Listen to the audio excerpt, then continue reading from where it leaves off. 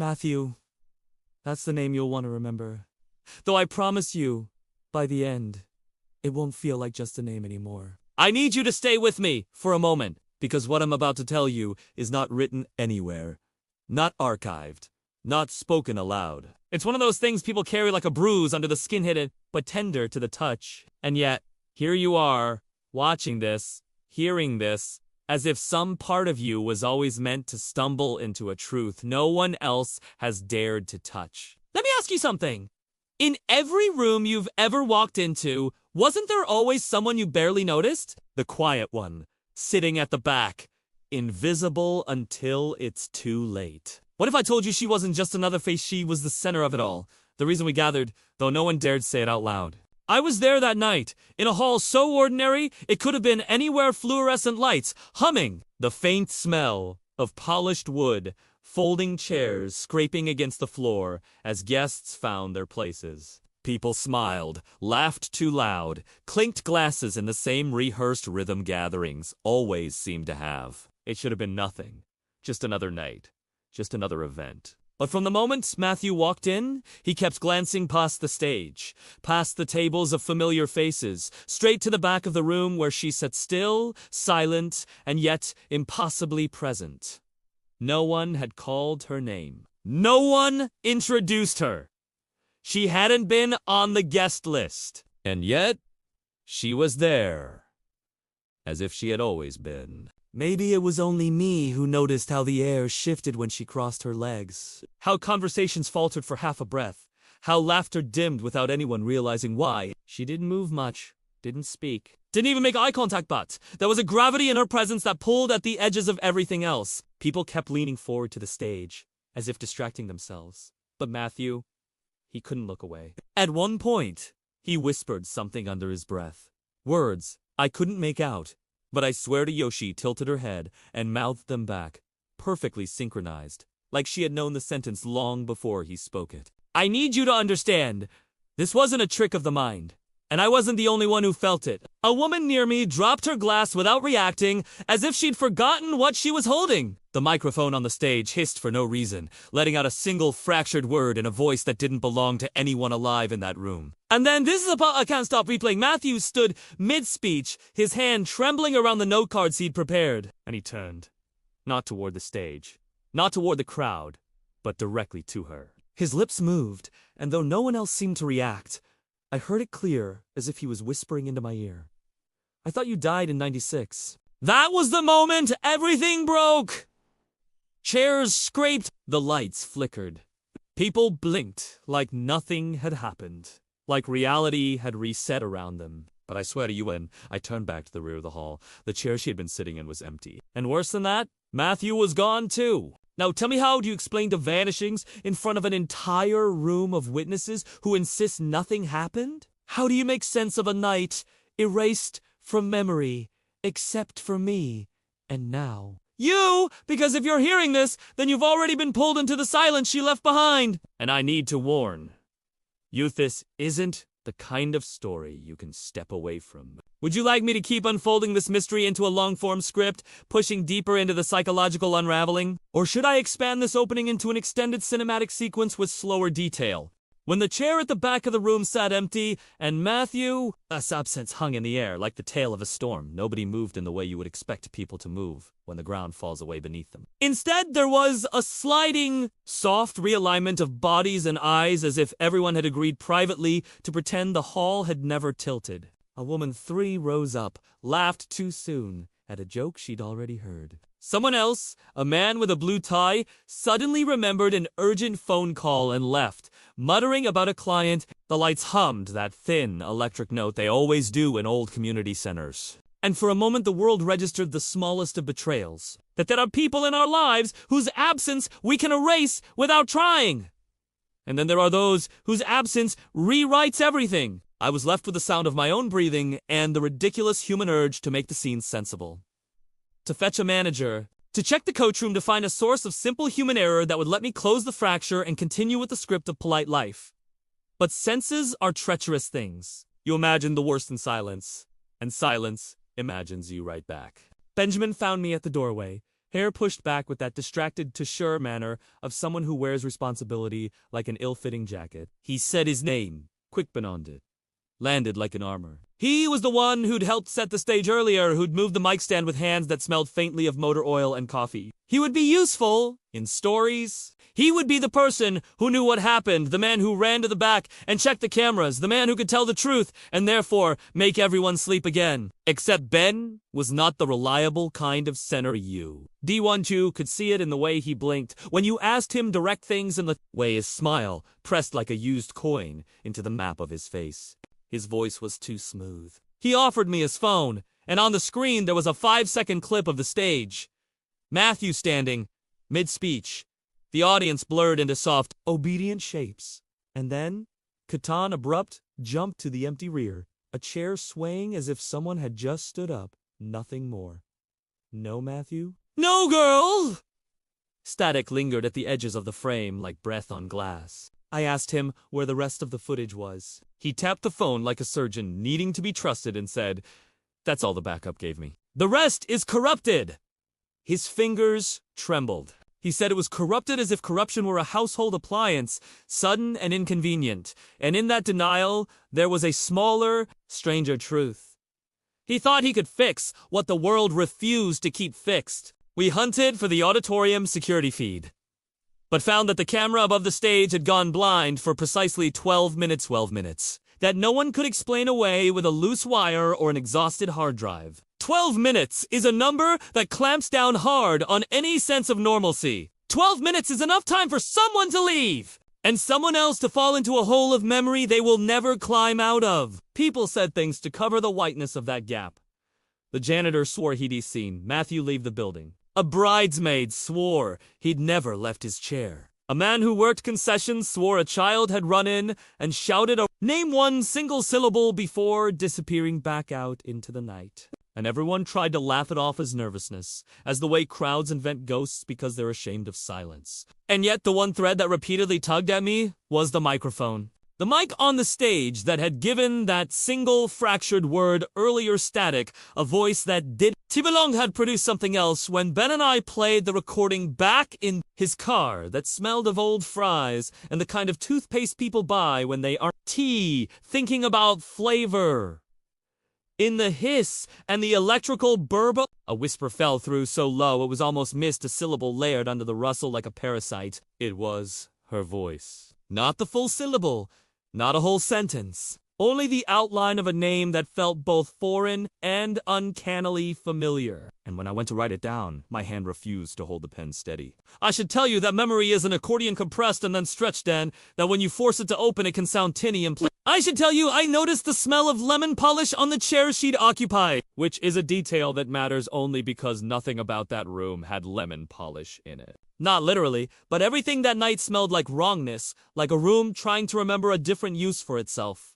I should tell you the way my own past started to arrive in small, invasive ways. A childhood lullaby humming from the corridor television for no reason. The soft tilt of a lullaby that made my knees ache with a memory of something I could not own. But to confess that would be to claim causality, and causality is a luxury we can't afford yet. Instead, I'll give you an ordinary thing that felt like proof. Ben swore. He pulled a voice memo from the conference organizer. S laptop, labeled backup_O 919_final. And when he sent it to me that night, the file opened to 7 minutes of static. And then, implausibly, my own voice. In real time, speaking a name I had never before said out loud. The voice was raw, unfamiliar, as though my mouth had been borrowed by someone else. I would have known the cadence! I could hear the small habitude of words I use at the edge of sentences, the way I shorten my vowels when I am tired, the little hitch that comes from being careful. I knew it was me! I also knew that I had never told anyone the name.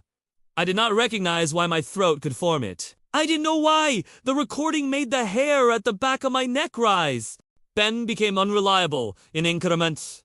The stories he gave us narrowed and then widened, like breathing underwater. He said he had been at the soundboard and had seen Matthew step down to the aisle and speak to the woman. Later, he said he had only returned to the soundboard after the shout, and had seen nothing but an empty aisle. He volunteered that he'd been the one to check the back doors, and then admitted he'd been out on a cigarette and had only peeked through the glass. His hands kept finding his pockets for reasons that felt rehearsed. He told people he found something in Matthew S. Blazara's small flash drive hidden inside a sewn seam butt. When the drive was examined, it contained nothing more than a looping clip of a child reciting numbers, like a nursery school tape. And then a sequence of footage so scrambled that the images refused to be trusted. A hallway, a kitchen, a child's bedroom, the stage again, but from above. And there impossibly an image of me sitting in the rear chair, alone, as the camera slid away. I watched that clip and felt my stomach drop in the exact way it drops. When you're rereading a letter you know someone else has written but is kept from you, a deliberate omission. The clip contradicted the hall's memory and my own. It offered up the grotesque possibility that memory could be manufactured. That recordings meant to be proof could instead be instruments of erasure. We started to find other things. A woman in the crowd who, when questioned, said she recalled someone whispering the words, "What they daunty want you to remember," into her ear, as if the line had been passed through the room like a whispered contagion. A neighbor claimed to have seen a little girl wandering the parking lot after the event, barefoot and humming, but then admitted she'd been in her kitchen washing dishes and might have gotten the times wrong. Somebody found a baby monitor in the trash behind the Stagia plastic thing, cracked open and flickering with a tiny, persistent light hand on it.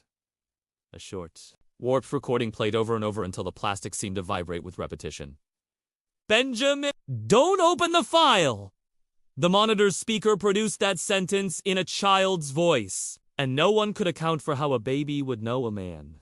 Name or why a monitor meant for sleeping infants would hold a message that read like a command. Trauma came in small, personal shapes. For Matthew's mother, who came every day after the disappearance with Tupperware and questions. There was a weathered photograph of her son at graduation where someone had scrawled a small heart in black ink on the underside and then crossed it out. People misremembered things differently.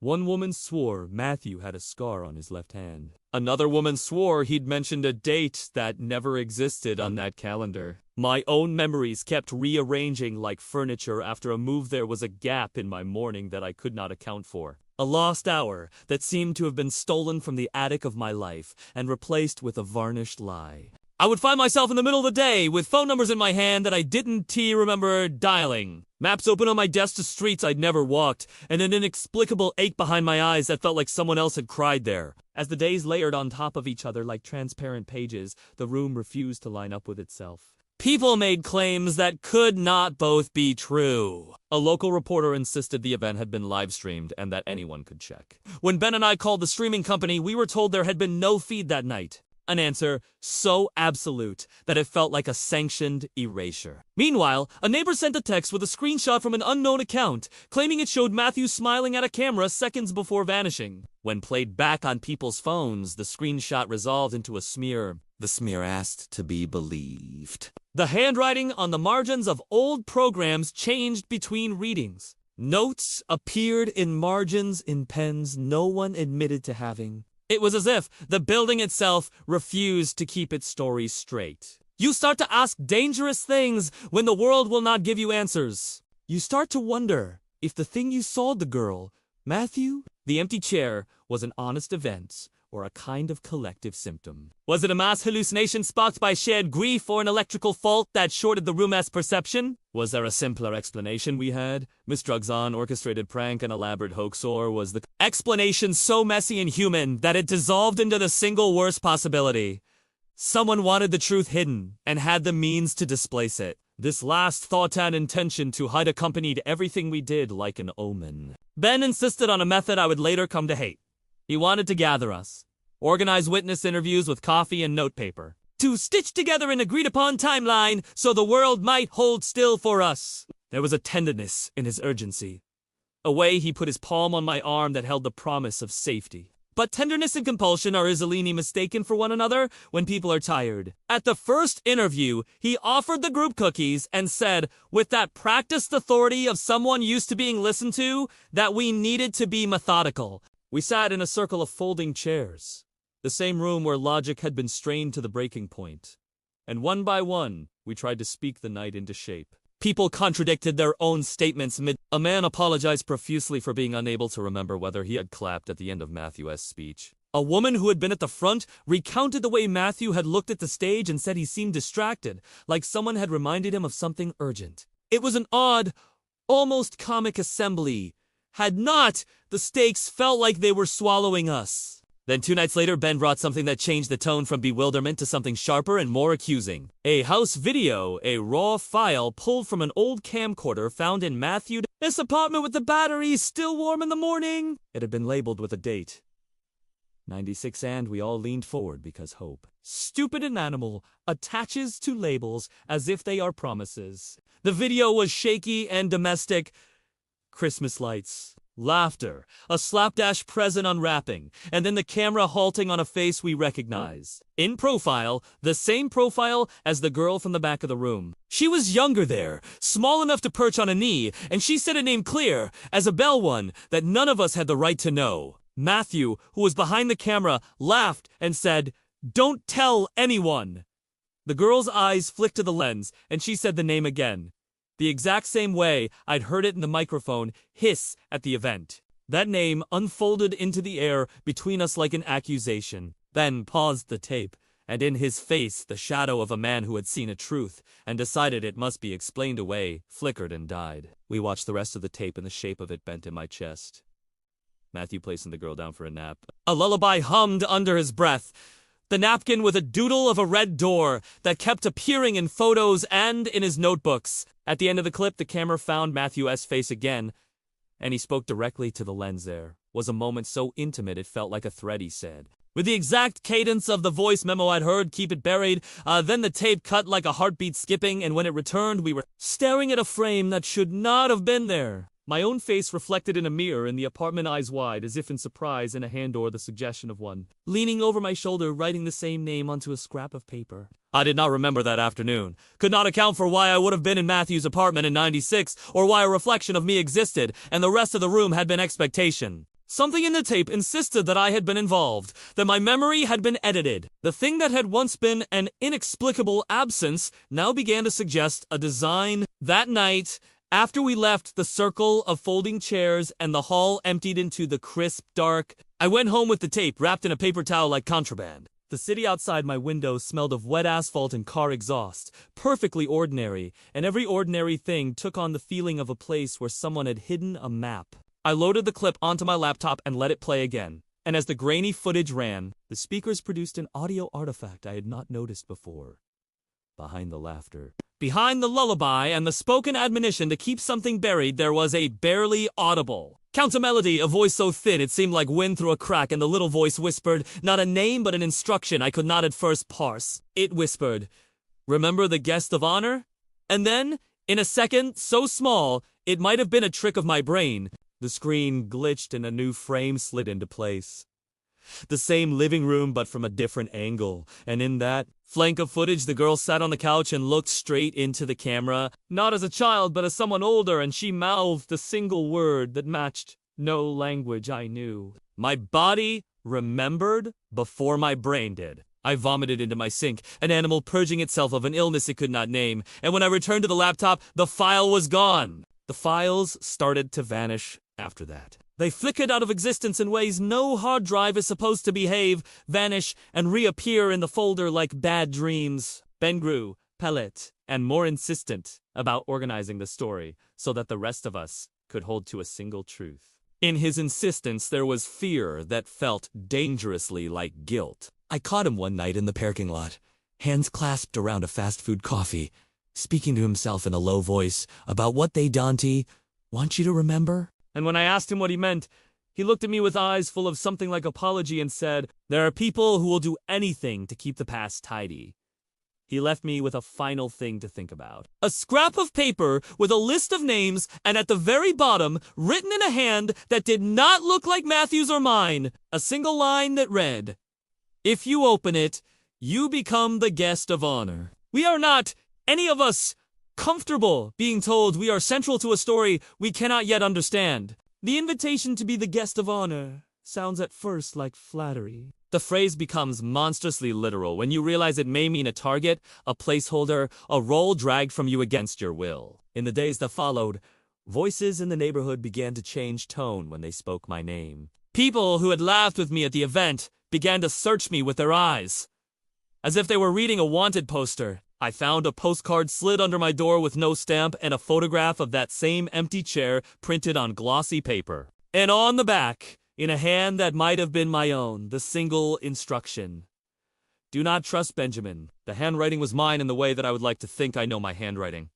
Familiar enough to make me doubt, foreign enough to set my heart racing. Now listen, I could offer you explanations complex, nested ones that place blame and identify technical faults and human motives, but the truth is less tidy. The truth is like a small animal that has burrowed into the floorboards of the city and scratched its way into our lives, leaving behind only the sound of its path. We have pieces of film and recordings that contradict each other. We have a man named Ben whose footprint in the night seems to shift every time we look. We have a tape that shows me where I was not supposed to be, and a voice that insists I remember a thing I do not want to know. And we have the girl, the quiet presence at the back of the room, who appears to be the hinge on which everything turns an axis that is sometimes a child, sometimes a woman, sometimes not there at all. The problem is that the more proof we gather, the less solid the world becomes. Facts start to slough like old paint, revealing an underlayer no one taught us how to read. Tonight, there was a knock at my door at 2:30 a.m.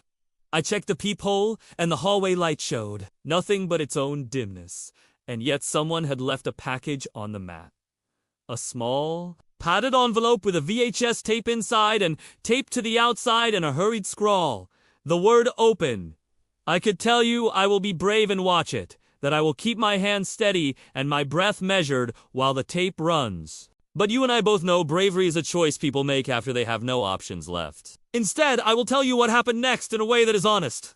I carried the tape inside, sat at my kitchen table with the lamp low, and slid the black cassette into a player that used to belong to my father, a machine that smells like attic and dust and other people's histories. The player clicked.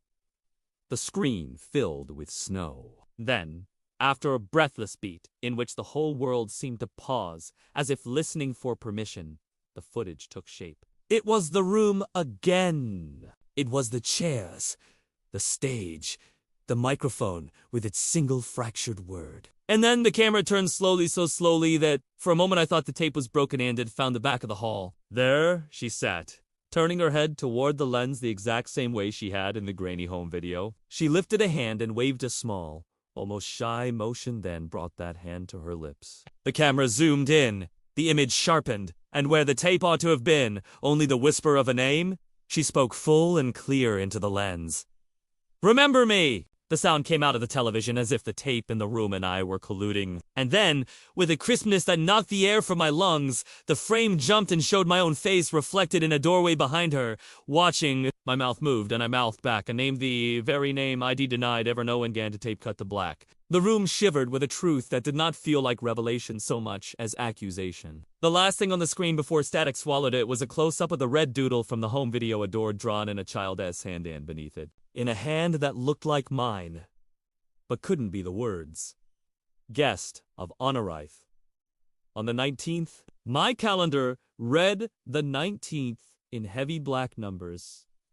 Today is the 19th. The kettle in the kitchen began to howl like a small animal at the exact second the tape ended, and my phone buzzed on the table with a message from an unknown number. "We thought you'd never open it."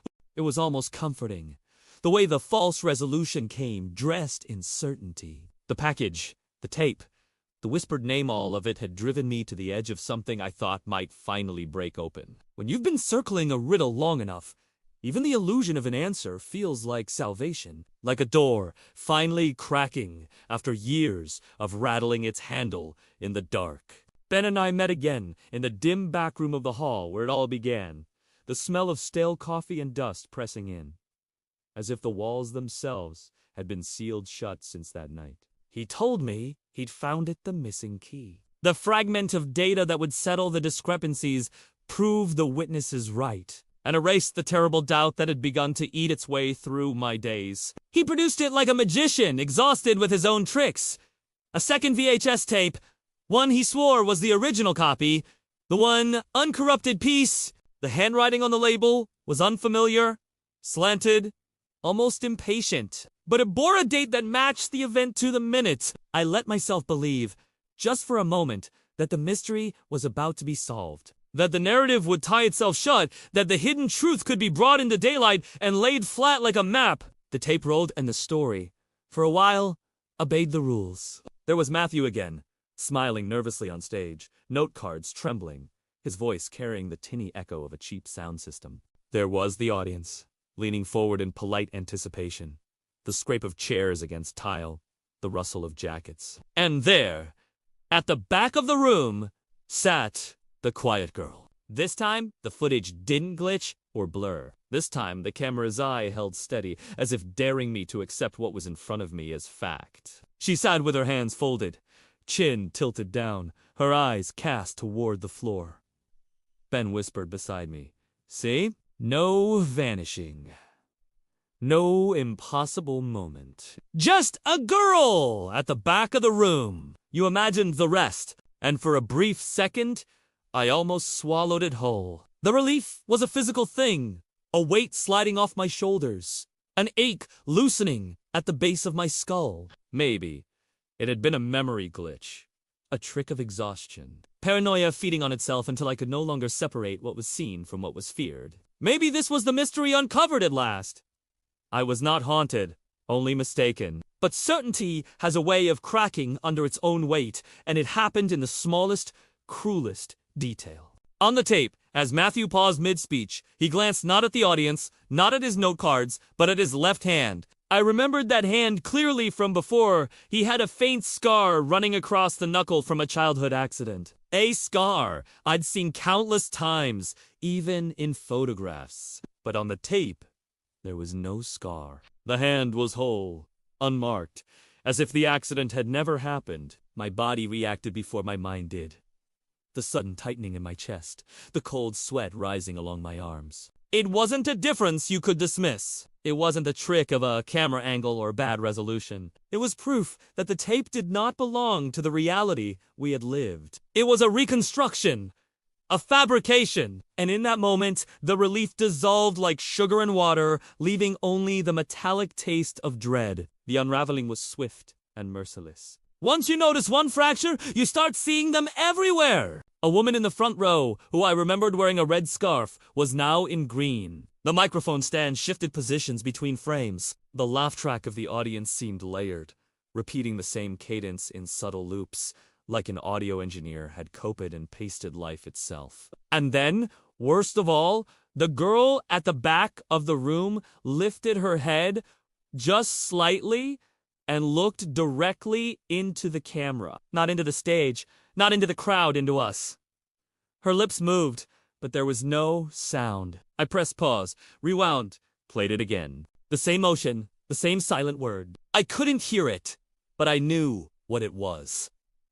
My own name. That was when the past returned, not as memory, but as something heavier, like a body breaking the surface of water. I was 8 years old again, sitting in a school gymnasium while the principal gave a speech. I can't recall. I remember the folding chairs, the stale air, the hum of fluorescent lights. And at the back of the gym, a girl I had never seen before, sitting alone, staring at me with that same impossible stillness. No one else seemed to notice her. After the assembly, I told my teacher, and she said there had been no one there. That was the day I began to doubt my own eyes, the day I first learned that silence could be imposed like punishment. That was also the year my uncle vanished without explanation, leaving behind nothing but a set of notebooks filled with drawings of a red door. I hadn't thought of that in years, hadn't dared to, but the memory came back with such force that my knees nearly gave out. The false resolution shattered into something far darker. The realization that what was happening now had happened before.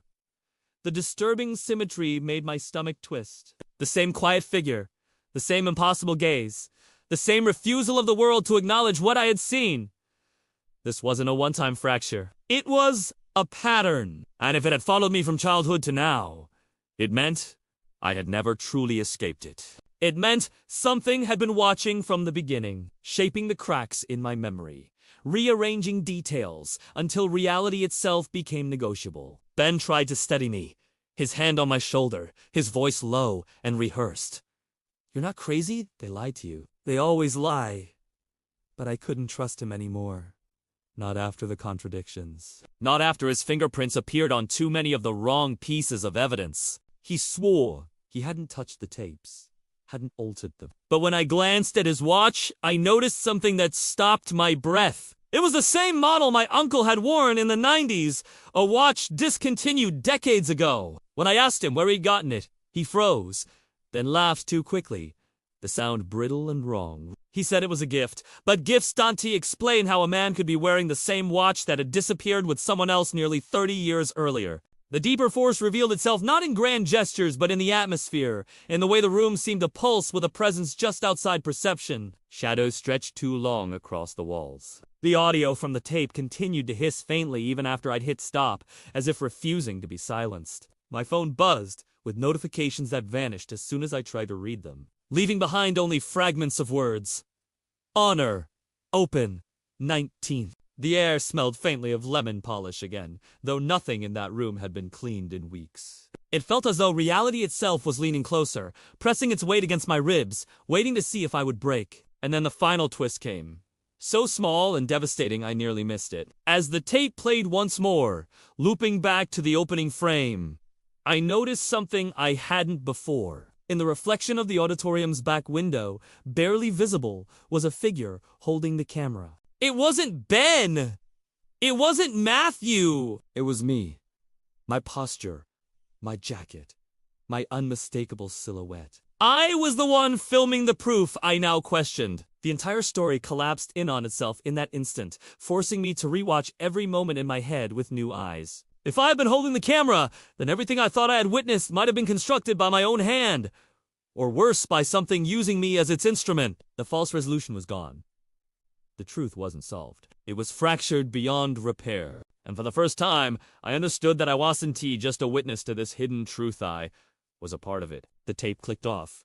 The screen blackened. And in the silence that followed, I could hear it breathing. Not the girl. Not Ben! Something else. Something that had been there since the first memory. Since the gymnasium. Since before I had the words to describe what was happening. And now, it was closer than ever. There are others, though I did not believe this at first. Because the logic of grief makes us singletons convincing ourselves that our minds are the only ones fraying at the edges, that the crackling static inside our skulls is a private noise. It turns out they had been watching too, quietly, storing up fragments the way some people collect stamps, preserving images, and overheard phrases, clutching small, meaningless objects that later felt like relics. They began to move toward me in ways that were careful and oddly written. An email with no return address and only a string of numbers that resolved into a location. A photograph slid beneath my door of the auditorium taken from an impossible angle. A comment on a thread under a decade-old local news story that read, simply, "You were right all along," and nothing else. The messages were written in different hands across mediums, and yet they carried the same breath and urgency that smelled faintly of lemon polish and old tape hand with each. Arrival. The world felt less like a place governed by coincidence and more like a room rigged to perform a single terrible trick. People across the city began to remember the same small things. A lullaby hummed somewhere far away. The outline of a red door drawn on the inside of an old textbook.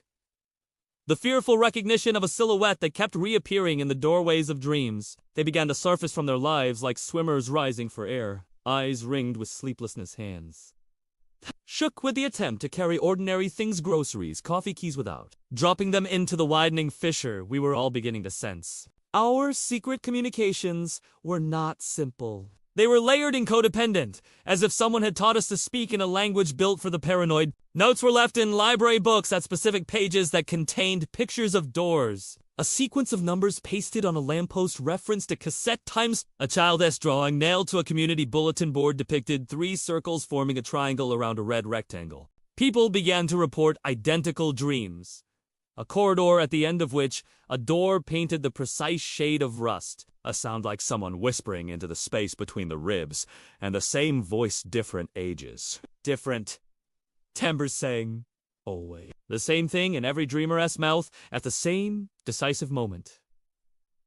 Remember the guest of honor? The phrase moved like a contagion, and those who woke with it felt an odd solidarity, as if a chord had been struck inside a cluster of minds, and the resulting tone bound them together. We, the awakened, exchanged these scraps in private channels burner emails. Anonymous forums. Hand-addressed envelopes left at lockers, and every new piece fit into a pattern that refused to be merely coincidence. The red doodle that had pushed on Matthew S. notebooks was cropping up in photographs from old family albums, scrawled in the corner of receipts traced onto the margins of war letters. The same symbol that had once seemed only personal began to look like a brand, a signature, a witness, mark left behind by something that wanted to be found.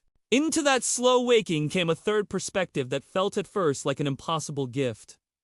Grace Hart, a former archival technician at a state records office, who had spent the last 15 years quietly the past into neat, acceptable narratives, and who now, because she could no longer stand the way official stories folded over themselves to hide inconvenient seams, began to speak. She wrote like someone who had learned how to hold facts without breathing too. Loudly careful sentences, parenthetical notes, footnotes, replaced by trembles of truth. And when she stepped into our orbit, she brought with her a ledger of suppressed objects, found footage from 20 years ago. Tapes that had been cataloged and then physically misplaced. Files stamped with a bureaucratic neatness that read archival restricted. And then, in her own messy handwriting, annotations that read like confessions.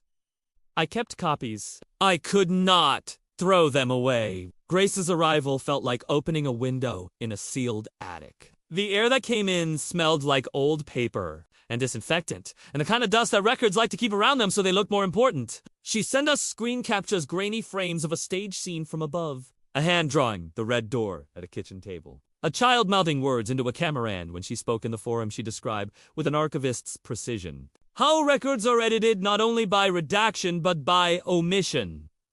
Entire reels could be marked lost and quietly removed from circulation, as if the lack itself were a document. She taught us to interrogate absence. She taught us where to look for the seams. And when she wrote, what the government never released was not merely files, it was an instruction. The sentence landed with the force of someone handing you a key and warning you that every lock you open will make smaller locks appear. The watchers were not homogeneous. They wore the same terror in different sizes. There were mothers who began to keep small jars of dirt scooped from near the Auditorium ES Foundation, saying in a whisper that they could feel the history ground into it. There was an ex-military man who swore he... Devon followed for weeks by a van with no plates that always stopped at the same light, where the symbol graffitied itself onto the advertising board at dusk. There were teenagers who had stumbled on a message board in the deep web that cataloged old local disappearances and had posted a map with pins where the red door doodle had been found. The network grew, not because we wanted it to, but because each new person's confession validated the other S. When you find a stranger who has kept the same photograph hidden in the same way, you stop telling yourself you're re-losing your mind and start wondering whether the mind you lost was stolen. We began to exchange coordinates like prayers. Meet at this diner at midnight. Leave the package in the blue mailbox on Oak. If the left eye of the mural is blinking, do not take the train. The rituals were small and precise, a language of survival that tasted of rust and tobacco and the overstretched fabric of late-night radio shows. And every ritual left a residue, a breadcrumb trail of proof that the watchers, whoever they were, had been watching long before we noticed. There were layered errors in memory that knitted us together into a mosaic of doubt memory glitches, so specific they might as well have been fingerprints. People would recount a childhood birthday where a clown sang the wrong name for a child, and then years later a photograph would surface with a hand, no, not a hand, a wrist wearing the same discontinued watch my uncle had owned, and suddenly that misnamed birthday made the list of things to be feared. Across posts and private messages, there were reports of hearing our own voices in old recordings that could not possibly contain them. An answering machine left on in a house we had never lived in. A voicemail that began with our laugh and then dissolved into static. The phenomenon worked like a patchwork. One witness would bring a cassette labeled June 1996 backup, and another would produce a grocery receipt with the red doodle pressed faintly in the corner, as if a child had doodled while someone was distracted. Each item contradicted the tidy record of the past, insisting that the past had been edited in layers, that someone, some force with patient hands had gone through the world with a fine-tooth comb, removing memories and substituting others so that the truth would become not only obscure but uncomfortable to retrieve. And then the observer began to speak in a way that suggested a vantage not entangled in our own delirium, a perspective that trusted the steady eye because it had no stake in our particular grief. He called himself neither hero nor conspirator. He claimed to be simply a recorder, a watchman who had chosen not to intervene for reasons he refused to explain at first. His voice arrived in the form of an unlisted blog, and then a single printed letter left at the library's genealogy desk. His name, Peter Sloan, sounded like the kind of name people remember because it belongs to someone who has read too many obituaries and not enough love letters. Peter wrote with a clarity that made my skin crawl. He cataloged meetings. He referenced file numbers. He provided timestamps from tapes he had stored in a trunk labeled with a date preceding all of our earliest memories. He spoke of a surveillance method that had nothing to do with cameras and everything to do with attention. A kind of long-duration observation that altered the witnesses simply by being watched. He wrote, "Observation is a vector. Memory is the medium. Some things are preserved because someone looks at them until they become scar tissue." His reports were clinical in tone but intimate in detail. He had a map where pins clustered around places that later showed up in our shared dreams. He had a list of people, names half obliterated with censorship, who had once tried to blow the whistle and then been quietly stripped of the ability to remember what they saw. He did not claim to know what the force was, only that it existed, that it had methods, that it chose participants with a cruelty that seemed almost tender. We began to receive visual symbols that no one could agree how to decode, but that everyone recognized when they saw a triangle of dots painted on the underside of a park bench. A child's drawing of a door framed by 3 circles. The repetition of a set of numbers in different contexts on a dry cleaning ticket on the back of an old program and the time code of redacted footage. Grace taught us to look for permutations, to treat each appearance not as a coincidence but as a node in a lattice, and when we began to overlay maps and timestamps, the lattice sharpened into the shape of intention. People started to test the symbols like superstitions, pointing them out in passing to see who else reacted. A bus driver who recoiled at a sticker. A postal worker who refused to cross a threshold, a teenager who flicked his lighter 3 times whenever he saw the mark and then vowed never to speak of why. There were shared dreams in which these symbols moved in slow, cinematic ways. The 3 dots would rearrange themselves into a doorway. A red rectangle would bloom in a field of snow. A voice that could have been the wind would whisper coordinates in a day. The dreams felt like instructions, or perhaps confessions, and waking from them carried the same small terror as unbuttoning a shirt you suspected someone else had been wearing. If there is comfort to be had, it is this! The Watchers are human too, with the same brittle need for explanation as the rest of us. They leave traces in the same bumbling wave-phone calls, dropped notes, written in Nuntuni penmanship, a trembling hand that signs off with just 3 initials. They are all so dangerous, because having watched, they now try to steer, doing so in ways that are deliberate and precise, offering morsels of clarity that always arrive attached to an obligation. Peter, the observer, sent us one such morsel. A digitized clip that he labeled, in the simple way an archivist labels a file. Clip _0919_master. The clip showed a corridor we had seen in dreams, and then in old family footage, a corridor whose wallpaper repeated the red door motif in faded salmon tones, and at the far end of the corridor, the silhouette of a person standing perfectly still, hands at their sides. Peter annotated the frame with a single line of notes.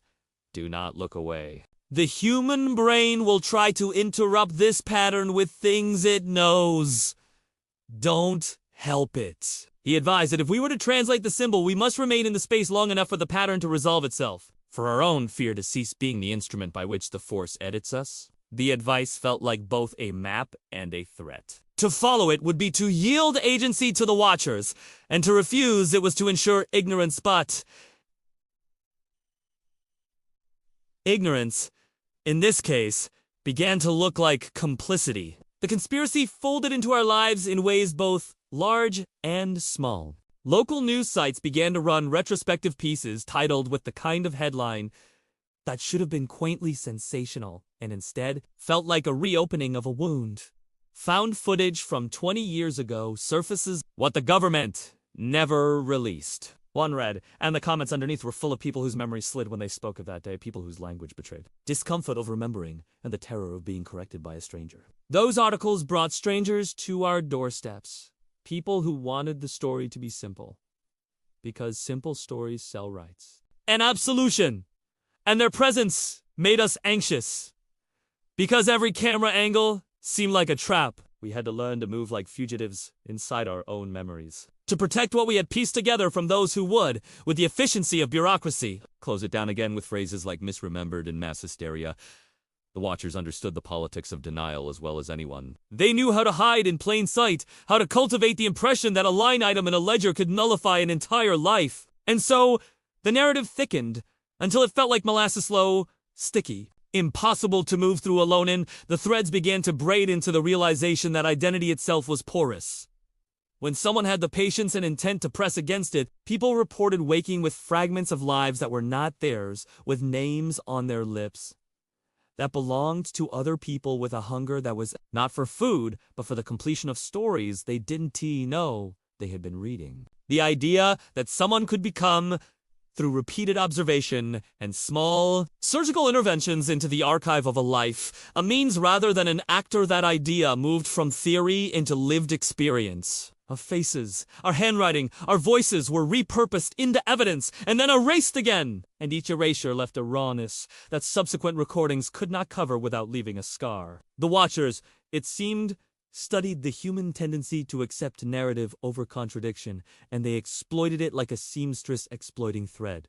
Pull here, and the rest will follow. Peter as final communique, or what felt final for. A time arrived as a physical object left at the steps of the parish church, with the bell tower chiming in a strange, off-rhythm pattern that night. Inside the envelope was a single Polaroid of the auditorium taken from a high balcony, a picture so ordinary it felt like a trap. The chairs lined in rows the stage set, the emergency exit sign glowing its mild green. But scratched across the white margin in a handwriting that might have been my own was one sentence that made the paper vibrate in my lap. They will only let you remember if you agree to watch when they call. Below it, in smaller letters, Peter had written, "We are many. We have been waiting for one another to admit it out loud." The message was a benediction and a summons. It asked for confession and cooperation in the same breath. It made clear that the Watchers did not merely observe. They required acknowledgement to continue their work, as if attention were the currency of permission. So now we move with a new knowledge that contains in it both terror and a perverse, galvanizing hope. There are others. You are not alone, and the signs are everywhere if you look slowly enough and without flinching. The secret communications persist, cryptic messages tucked into the hollow of a statue, dream threads that stitch strangers into a single cloth, a sequence of numbers that unfolds into a time and a place that, if you follow it, will demand of you an answer. The Watchers are closer than they were, their presence felt in the way the air seems thicker in certain rooms. In the way a song can start to play at the exact moment you think of a name, and the way a child's laugh can be the punctuation mark on a sentence you did not know you were reading. The observer remains an uncertain ally. A man who gives us maps while warning us that every map is always incomplete and dangerous. The network of the Watched grows like a constellation you can trace only when the sky is cloudless. And even then, the stars rearrange themselves if you blink. And finally, because no story that moves people into motion can end with only questions. Know this! The symbol appears now where you least expect it, not because it wants to frighten you, but because it needs you to notice. It is not painted on a wall or printed on a page so much as folded into the margin of a day the stain on your coffee cup that, when held to the light, resolves into a triangle of dots. The 3 scratches on a parking ticket that look like nothing unless you tilt the page toward your face and let the shadows align. The feeling that you have dreamed this corridor before in someone else's life. The Watchers have been patient. They have built a mechanism that draws attention to itself only when the collective gaze is ready to hold it steady. Whether that is mercy, manipulation, or some combination of both is something we have not yet earned the right to decide. The ending is open, charged with energy, and uncomfortably intimate. The network has grown. The symbols repeat. The observer keeps sending fragments, and the invitation remains on the table like a pale envelope stamped with a date. If you have followed this far, you are no longer merely a viewer, you are part of the lattice. The question now is whether you will answer when the call comes, and whether, in answering, you will be the one to pull the thread that unravels everything, or the one who ties it tighter. It began, not with the sound of voices, but with the silence between them. That same silence I had felt the night Matthew vanished. The night the girl at the back of the room shifted the gravity of everything without speaking a word. Silence has its own weight. It presses down on the body, compresses the chest, makes the air feel like water you have to push through. And in that pressure, I felt something I had not allowed myself to feel until now.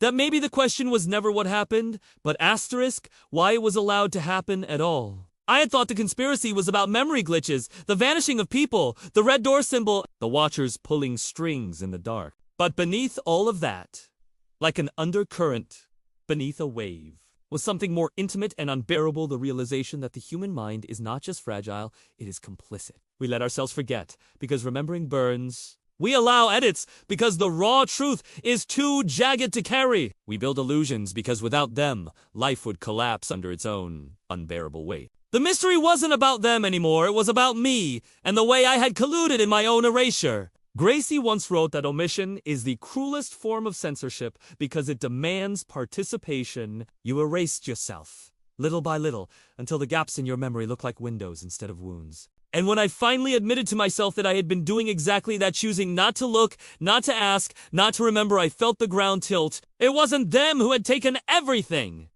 It was me, choosing survival over clarity. That is, when the painful confession finally clawed its way up my throat. I knew the girl at the back of the room. Not just her presence, not just her silhouette, I knew her the way a person knows their own scars, and I had spent years burying that knowledge. I told Peter, though my voice cracked like old tape, that the girl was not a stranger. She was my sister. She had died when I was 12, though the word died had never sat right in my mouth. She had vanished, and my family had stitched up the story with the thread of silence. Telling ourselves she had drowned, telling ourselves the river had taken her. But that wasn't the truth. The truth was, she had been iris-edited out the way whole reels had been cut from Grace S. archives. And I, terrified of collapsing under the weight of what that meant, had learned to tell myself she never existed. That was the silence I had carried, the silence I had fed. The confession hurt more than I thought it would. I expected release. But what came instead was exposure, like ripping bandages off an old wound and watching the flesh beneath weep. The watchers had not invented my forgetting. They had only given me the excuse to do it thoroughly. And in that moment, I understood the terrible symmetry of it. The mystery had never been about the guest of honor, or Matthew, or even the red door. It had been about the human instinct to turn away from what breaks us, and the terrible cost of that turning. But knowing did not save me. If anything, it split me open further, because the next realization came swift and merciless. If she had been erased, then her reappearance that night wasn't a haunting, wasn't a miracle, wasn't even memory resurfacing. It was a demand. Someone or something had been waiting for me to stop pretending. The girl had been placed at the back of the room because she was a mirror, and the mirror would not move until I admitted what I had done. It left me with a choice that felt irreversible. Either I could continue denying, continue explaining it all away as trauma, grief, paranoia breakdown, dressed up as conspiracy. I could step into the possibility that the Watchers were right. That memory is a battlefield, and I had been drafted into a war that never ends. One path offered numbness, the other demanded surrender. And in the middle of that decision, I realized something horrifying. The truth itself doesn't save you. It only exposes you. I closed my eyes and saw her face, not the silent, composed girl at the back of the room, but the laughing, barefoot sister who had once dared me to jump from the roof of the garage into the hay. Her mouth moved, not in the dream, but in memory. And what she whispered was the same sentence Matthew had spoken before he disappeared. Asterisk. I thought you died in 96! Asterisk, my heart lurched, because now I couldn't tell if she had said it to me or if I had said it to her. Who had died? Who had survived? And was there ever a difference? The line between breakdown and supernatural interference shattered in that moment. because I realized both were true. Trauma is supernatural in its own way, alters the laws of time. It folds reality until you can't tell what came first, the wound or the scar. And the Watchers, whatever they were, knew that. They weren't inventing ghosts. They were cultivating them, waiting for us to reach the exact moment when forgetting became unbearable and the only thing left was to face the mirror.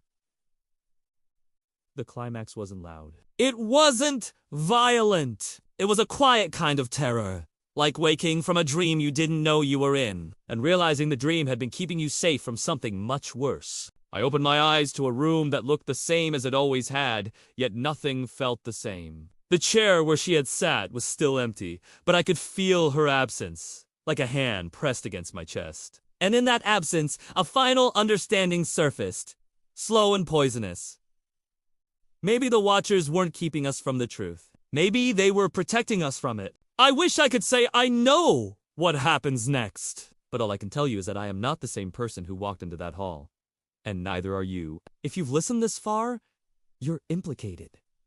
You've carried the silence with me. And you'll have to decide, as I did, whether to keep pretending the story is just a story, or to admit that some truths, once glimpsed, never let you go. Thank you for watching. Don't forget to like, share, and subscribe for stories you were never meant to hear. Until next time, remember, some truths don't want to be found.